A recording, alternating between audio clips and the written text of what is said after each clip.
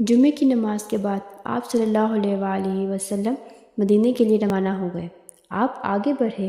آپ کے ننہالے رشتہ دار بنو نجار ہتھیار لگا کر آپ کو لینے آئے۔ قبا سے شہر مدینے تک ہر قبیلے کے معزز لوگ دور کھڑے تھے۔ آپ جس قبیلے کے آگے سے گزرے وہ عرض کرتے، اے اللہ کے رسول، یہ گھر، یہ مال، یہ جان حاضر ہے۔ آپ صلی اللہ علیہ وآلہ وسلم شکریہ ادا کرتے اور دعائے خیر دیتے۔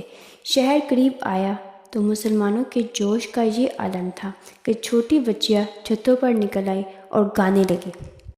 طلع البدر علينا طلع البدر علينا من ثنيات الوداع من ثنيات الوداع وجب الشكر علينا طلع البدر علينا طلع چودھویں کا چاند ہمارے سامنے نکل آیا۔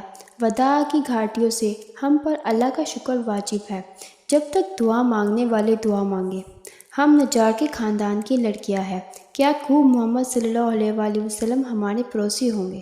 جہاں اب مسجد نبوی ہے یا ابو ایوب انصاری رضی اللہ عنہ کا گھر تھا جو نجار کے خاندان سے تھے۔ آپ صلی اللہ علیہ وآلہ وسلم اونٹنی پر سوار تھے۔ ہر شخص چاہتا تھا کہ اس کو آپ کے مہمان بنانے کی عزت حاصل ہو، اور اس لیے وہ اونٹنی کو اپنے گھر کے پاس روکنا چاہتا تھا۔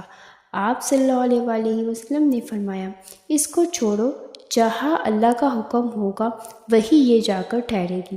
وہ جب حضرت ایوب رضی اللہ عنہ کے گھر کے پاس پہنچی تو بیٹھ گئی۔ حضرت ابو ایوب رضی اللہ عنہ کی خوشی کا کیا کہنا، نہال ہو گئے۔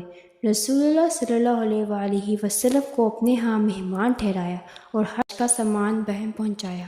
نبی کریم صلی اللہ علیہ وآلہ وسلم 7 مہینے تک انہی کے گھر رہے۔